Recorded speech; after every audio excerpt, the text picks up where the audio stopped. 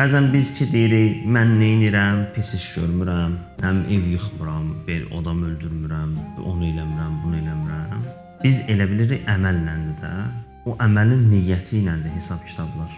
Allah sənin orada əməlinə baxmayacaq. Deyəcək, bu əməli hansı niyyət edirdin, onu gətir göstər mənə. Ola bilər mən birinə, məsələn, bir yaxşılıq eləyirəm, amma niyyətim budur ki, el-aləm danışsın ki, filan kəs çox səxavətli adamdır. Allah deməyəcək o əməli gətir, mən qəbul edirəm. Allah deyəcək, o niyə elədin ki?